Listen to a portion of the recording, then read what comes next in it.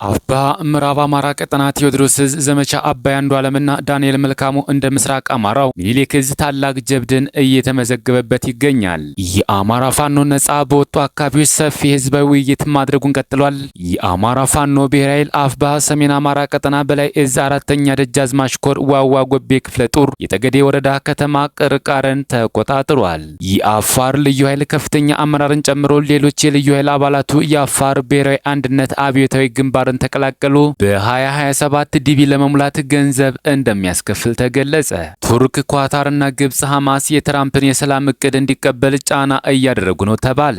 የአሜሪካው ፕሬዝዳንት እኔን የኖቤል የሰላም ሽልማት መከልከል አሜሪካን እንደ መናቅ ይቆጠራል ማለታቸው ተሰማ። እስከ መጨረሻው ድረስ አብራችሁ ስትቆዩ እነዚህና ሌሎች ያልተሰሙ መረጃዎችን በዝርዝር እናስደምጣችኋለን። የሚዲያችን ተደራሽነት እንዲበዛ ቪዲዮ ላይ ከቻናሉ ሰብስክራይብና ሼር እንዲሁም ኮሜንት መስጫ ሳጥን ድል ለአማራ ፋኖ የሚል አስተያየት እያስቀመጣችሁ አብራችሁ ነው። እነሆ ወደ መረጃችን ገባን። አፋብኃ ምዕራብ አማራ ቀጠና ቴዎድሮስ ዕዝ ዘመቻ አባይ አንዱዓለምና ዳንኤል መልካሙ እንደ ምስራቅ አማራው ሚኒሊክ ዕዝ ታላቅ ጀብድን እያስመዘገበ ይገኛል። የአማራ ፋኖ 2018 የብልጽግናው አገዛዝ የመጨረሻው የባርነት ዘመኑ ማብቂያ ለማድረግ በሁሉም ግዛቶች የተጠናና የተቀናጀ ውጊያ እያደረገ ሲሆን በሁሉም አውደ ውጊያዎች የአገዛዙን ጥምር ጦር እየደመሰሰና የድልን አክሊል እየተቀዳጀ ይገኛል። መስከረም 14 2018 ዓ.ም በምስራቅ አማራ ቀጠና ሚኒሊክ ዕዝ የተጀመረው ዘመቻ አርበኛ ደማሊ ከፍተኛ ህዝባዊ ድልን ያቀዳጀና የአገዛዙን እብሪት ያስተነፈሰ ከባህር ዳር እስከ ሸገር የብልጽግናው መንበር የነቀነቀ የአማራን ህዝብ የህልውና ትግል አንድ ምዕራፍ ያሻግርና በዓለም አቀፍ መድረክ ትኩረት እንዲያገኝ ያደረገ ታሪካዊ ዘመቻ ሆኖ እስካሁን በድል ታጅቦ ቀጥሏል። በተመሳሳይ አፋብኃ ምዕራብ አማራ ቀጠና ቴዎድሮስ ዕዝ አምስተኛ ክፍለ ጦር ወንበርማ ብርጌድ፣ ቡሬ ዳሞት ብርጌድ፣ ጓጉሳ ብርጌድ እና አምስተኛ ክፍለ ጦር ተወርዋሪ ኃይል እና የቡያ ሻለቃ በመቀናጀት ሸንዲ ከተማ በተደረገው ውጊያ እጅግ በርካታ የአገዛዙ ኃይል የደመሰሱ ሲሆን በዚህ እጅግ ከፍተኛ ወታደራዊ ጥበብ የተሞላበት ዘመቻ 29 የብርሃኑ ጁላ ሰራዊት የተደመሰሰ ሲሆን 24 የሚደርሱ የአብይ ወታደሮች ቁስለኛ ሆነዋል። በዚህ አውደ ውጊያ ላይ 5 ንጹሃን በጠላት ሞርተር የሞቱ ሲሆን 3 ህጻናት ተመተዋል ሲሉ የመረጃ ምንጮቻችን አሳውቀዋል። የአማራ ፋኖ ነጻ በወጡ አካባቢዎች ሰፊ ህዝባዊ ውይይት ማድረጉን ቀጥሏል። የአፋብኃ ምዕራብ አማራ ቀጠና ቴዎድሮስ ዕዝ 8ኛ በላይ ዘለቀ ክፍለ ጦር ስር ያሉ ብርጌዶች አባ ኮስተር ብርጌድና ደባይ ጮቄ ብርጌድ በሚያስተዳድሯቸው ቀጠናዎች ህዝባዊ ውይይቶች እያደረጉ ሲሆን በውይይታቸው በርካታ ወሳኝ ጉዳዮች እንደተነሱ ጠቁመዋል። የአፋብኃ ምዕራብ አማራ ቀጠና ቴዎድሮስ ዕዝ የፖለቲካ መኮንኖችና የ8ኛ በላይ ዘለቀ ክፍለ ጦር አመራሮች የአባ ኮስተር ብርጌድና የሻለቃ አመራሮች እንዲሁም የቀበሌ የፍትህ አካላትና የቀበሌ ጊዜያዊ አስተዳደሮች የሃይማኖት አባቶች በተገኙበት የፖለቲካ ትምህርት ለማህበረሰቡ እየተሰጠ ሲሆን በወቅታዊ የትግል ሁኔታም የግንዛቤ ማስጨበጫ አጭር ስልጠና ተሰጥቷል። በተጨማሪም በውይይቱም ላይ የተለያዩ ሀሳቦች ተነስተው የአማራ ህዝብ የትጥቅ ትግል አስፈላጊ የሆኑ ጉዳዮች ላይ ጥልቅ ውይይት በማድረግ ተጠናቋል። በሌላ በኩል በደባይ ጥላትገን ወረዳ ናብራ የጠጅ ቀበሌና የአፈራሜ ቀበሌ ህዝባዊ ውይይት የተደረገ ሲሆን በውይይቱም የማህበረሰባችን የመልካም አስተዳደር ችግሮችን መፍታት፣ የጎበዝ አለቆችን የስራ አፈጻጸም በመገምገም የተሻሉ የጎበዝ አለቆችን በማምጣት የማህበረሰቡን ፖለቲካዊ ንቃት እንዲጨምር ተደርጓል። ደባይ ጮቄ ብርጌድ የመቶ አለቃ ዳነ ጤና 3ኛ ሻለቃ አባት አርበኞች ጋር የፋኖና የህብረተሰብ ግንኙነት በተመለከተ ለአባት አርበኞች የፖለቲካዊ ስልጠና የተሰጠ ሲሆን በውይይቱም የደባይ ጮቄ ብርጌድና የሻለቃ አመራሮች ተገኝተዋል ተብሏል። የአማራ ፋኖ ብሔራዊ ኃይል አፋብኃ ሰሜን አማራ ቀጠና በላይ ዕዝ አራተኛ ደጃዝማች ኮር ዋዋ ጎቤ ክፍለ ጦር የጠገዴ ወረዳ ከተማ ቅርቃርን ተቆጣጥሯል። ከጠዋቱ 12 ሰዓት ጀምሮ በተደረገው እልክ አስጨራሽ ትንቅንቅ ፋኖ የአማራን ህዝብ ለማጥፋት ታንክና ባንክ ተመድቦለት የመጣውን ኃይል በመደምሰስ ቅርቃር ከተማን ሙሉ በሙሉ የተቆጣጠረ ሲሆን በዚህ አውደ ውጊያ በርካታ የአገዛዙ ጥምር ጦር ኃይል የተደመሰሰ ሲሆን ከሞት የተረፈው ቀይ ባህርን አስመላሹ የጁላ ሰራዊት ተማርኳል። የኢትዮጵያን ብሔራዊ ጥቅም ያስጠብቃል፣ ለቀይ ባህርም ለመዝመትም አያቅማማም፣ በቴክኖሎጂና በወታደራዊ ሳይንስ የሰለጠነና የዘመነ ዘመናዊ ሰራዊት ነው የተባለለት የሀገር መከላከያ የአሁኑ የአብይ አህመድ ምኞት አስፈጻሚ ሰራዊት በአማራ ምድር እየተቀበረ ይገኛል። በዛሬው ዕለትም በቅርቃር የታፈነውን ኃይል ለማዳን ከማክሰኝት ገበያ የመጣው የአብይ አህመድ ወታደር በጀግኖቹ የዋዋ ጎቤ ልጆች ተከቦ ነፍስ ውጪ ነፍስ ግቤ እያለ ይገኛል ሲል የአራተኛ ኮር ዋዋ ጎቤ ክፍለ ጦር ህዝብ ግንኙነት መምሪያ ኃላፊ አርበኛ ስማቸው ጥላሁን መረጃውን አጋርቶናል። በሌላ መረጃ የአፋር ልዩ ኃይል ከፍተኛ አመራሩን ጨምሮ ሌሎች የልዩ ኃይል አባላቱ የአፋር ብሔራዊ አንድነት አብዮታዊ ግንባርን ተቀላቀሉ። የአፋር ክልል የልዩ ኃይል ከፍተኛ አመራር የሆነው ኮማንደር አሊ አይዳዝ እና ሌሎች አሁን ስማቸው እንዲገለጽ ያልፈለጉ የአፋር ክልል የጸጥታ አመራሮች በርካታ ሰራዊታቸውን በመያዝ በሀጂ ኢብራሂምን የሚመራውን የአፋር ብሔራዊ አንድነት አብዮታዊ ግንባርን ተቀላቀሉ። በትናንትናው ዕለት ስንቅም ትጥቅም ከቤተ መንግስት እየተሰፈረለት በአፋር ምድር ወታደራዊ ስልጠና እየወሰደ በሚገኘው በነጌታቸው ረዳ ታጣቂ ኃይል ኃይል ላይ በነቂስ ወጥቶ እርምጃ መውሰዱ ትናንት መዘገባችን ይታወቃል። አመጹ ወደ ሌሎች አካባቢዎች እየተስፋፋ ነው የተባለ ሲሆን ግዛዙ ወታደሮች አመጹን ለማብረድ በአካባቢ ቢሰማሩም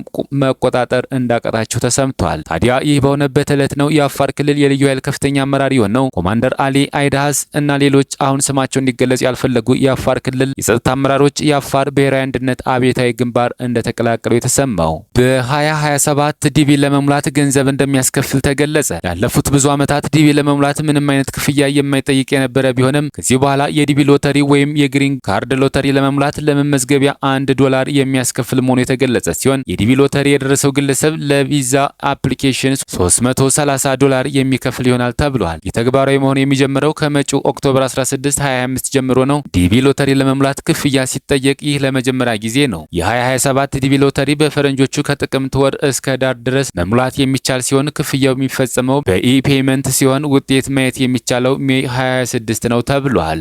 የአሜሪካው ፕሬዝዳንት እኔን የኖቤል የሰላም ሽልማት መከልከል አሜሪካን እንደ መናቅ ይቆጠራል ማለታቸው ተሰምቷል። የአሜሪካው ፕሬዝዳንት ዶናልድ ትራምፕ የኖቤል የሰላም ሽልማት እኔን መከልከል አሜሪካን እንደ መስደብ እንደ መናቅ ነው ያሉት ሲሆን ዶናልድ ትራምፕ በቨርጂኒያ ኳንቲኮ የሀገሪቱን ከፍተኛ የጦር ጀነራሎች ባነጋገሩበት ወቅት ነው በኖቤል ላይ ያላቸውን ቅሬታ ያነሱት። ምንም እንኳን ለኖቤል ሽልማት አስፈላጊውን መስፈርት ቢያሟሉም በተጋጋሚ ችላ መባላቸውን የተናገሩት ትራምፕ ኖቤል ለምን እንደሚገባቸው ሲያስረዱም ዳግም ወደ ስልጣን መንበሩ ከመጡ እንኳን የመካከለኛው ምስራቅ ጦርነት ጨምሮ 8 ጦርነቶችን ማስቆማቸውን ተናግረዋል። ኖቤል ሽልማት በተቃራኒው ምንም አበርክቶ ለሌላቸውና ለደራሲያን ይሸልማል ሲሉም ከሰዋል። ፕሬዚዳንቱ አክለውም ሽልማቱን ለኔ ሳይሆን ለሀገሬ እንዲሆን ነው የምፈልገው ብለዋል። ትራምፕ ጦርነት አስቆሚያለሁ ካሉት ሀገራት መካከል ኮንጎና ሩዋንዳ፣ አርሜኒያና አዘርባይጃን፣ እስራኤልና ኢራንን ሌሎችንም አንስተዋል። ቱርክ፣ ኳታርና ግብጽ ሐማስ የትራምፕን የሰላም እቅድ እንዲቀበል ጫና እያደረጉ ነው ተባለ።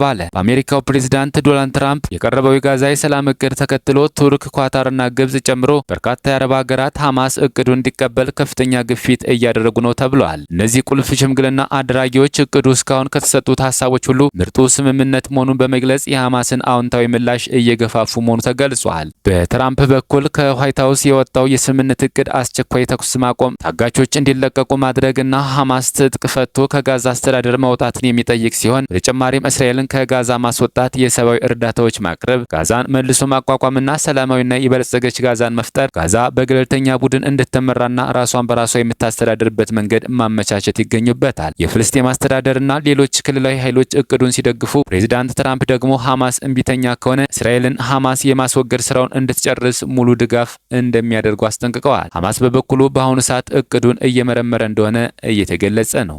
በሌላ መረጃ እስራኤል የጋዛን ከበባ ለመስበር ሲጓዙ የነበሩ የግሎባል ሱሙድ መርከቦችን ጉዞ ማደናቀፏን ተጓዦቹ አስታወቁ። እስራኤል ግሎባል ሱሙድ በመባል የሚጠራውን የጋዛን ከበባ ለመስበር ሲጓዙ የነበሩ የመርከበኞች ቡድን ጉዞ ማደናቀፏን አልጀዚራ ዘግቧል። በዘገባው መሰረት መርከቦቹ በእስራኤል ከበባ ውስጥ በምትገኘው ጋዛ 278 ኪሎ ሜትር ርቀት ላይ አደገኛ የሚባለውን ዞን ውስጥ ገብተዋል። ተጓዥ ቡድኑ የእስራኤል የማደናቀፍ ድርጊት የተፈጸመው በ3 መርከቦች ላይ መሆኑን ገልጿል። ባወጣው መግለጫ የቀጥታ ስርጭትን ጨምሮ መገናኛ ዘዴዎች መቋረጣቸውን የገለጸው ቡድኑ የተሳፋሪዎችና የቡድኑ ሁኔታም አልታወቀም ብሏል። ድርጊቱንም ባልታጠቁ የሰብአዊ እርዳታ ሰጪዎች ላይ የተፈጸመ ህገወጥ ጥቃት ነው ብሎታል። የእስራኤል ማደናቀፍ ከተሰማ በኋላ ከተጓዦች መሃል ስዊድናዊት አክቲቪስት ግሬታ ተንበርግ በእስራኤል ወታደሮች ቁጥጥር ስር መውደቋ ተነግሯል። በተጨማሪም 25 የስፔን፣ 9 የቱርክ፣ 7 ብራዚላውያን፣ 4 የፈረንሳይ፣ 3 የጀርመን፣ 5 ዩናይትድ ኪንግደም ዜጎች በወታደሮች እጅ መውደቃቸውን ሚድል ኢስት አይ ዘግቧል። የመርከቦቹ ጉዞ በእስራኤል ጦር መደናቀፉን ተከትሎ በበርካታ የጣሊያን ከተሞች የተቃውሞ ሰልፎች ተጠርተዋል። በደቡባዊ የኔፕልስ ከተማ ሰልፈኞች ወደ ዋናው የባቡር ጣቢያ በመግባት የባቡር ትራፊክን አስቁመዋል። ይህ በእንዲህ እንዳለ የጣሊያን ሰራተኛ ማህበራት በመርከቦቹ ላይ የተፈጸመውን የማደናቀፍ ድርጊት መቃወም የስራ ማቆም አድማ እንዲደረግ ጥሪ አቅርበዋል። ከዋይት ሀውስ 20 ነጥቦች የያዘው የትራምፕ የሰላም ስምምነት ሰነድ በወጣው በማግስቱ እስራኤል እንዲህ አይነት እርምጃ መውሰዷ እያነጋገረ ይገኛል። የቀድሞው የኮንጎ ፕሬዝዳንት ካቢላ በጦር ወንጀሎች የሞት ፍርድ ተወሰነባቸው። በኮንጎ ዲሞክራቲክ ሪፐብሊክ የሚገኘው ወታደራዊ ፍርድ ቤት በቀድሞ ፕሬዝዳንት ጆሴፍ ካቢላ ላይ በጦር ወንጀሎችና በሰብአዊነት ላይ በተፈጸሙ ወንጀሎች የሞት ፍርድ እንደወሰነ ሮይተርስ ዘግቧል። ፍርድ ቤቱ በህቡ ቡድን ኤም23 ጋር በመተባበር በቀረበው ክስ ላይ ረጅም ጊዜ ምርመራ ከተደረገ በኋላ ማክሰኞ መስከረም 20 ካቢላ በሌሉበት ፍርዱን አስታውቋል። ፍርድ ቤቱ የቀድሞ ፕሬዝዳንት ግድያ፣ ወሲባዊ ጥቃት፣ ማሰቃየትና አመፅን ማነሳሳትን ጨምሮ በበርካታ ወንጀሎች ጥፋተኛ ሆነው አግኝቷቸዋል። እንዲሁም ካቢላ 50 ሚሊዮን የአሜሪካን ዶላር ካሳ እንዲከፍሉ አዟል። የዲሞክራቲክ ሪፐብሊክ ኮንጎ ያለፉት ፕሬዝዳንት ጆሴፍ ካቢላ እንደ አውሮፓውያኑ አቆጣጠር ከ2001 እስከ 2019 ዓ.ም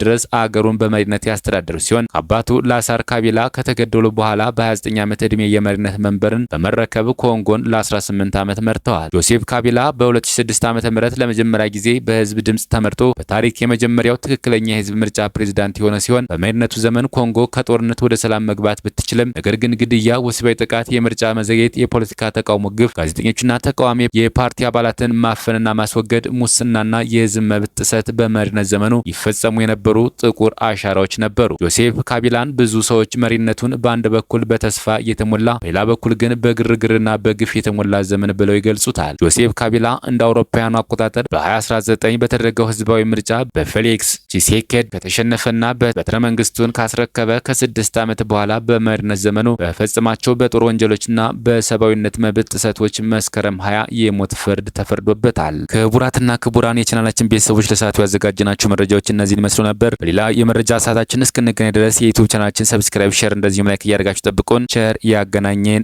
መልካም ቆይታ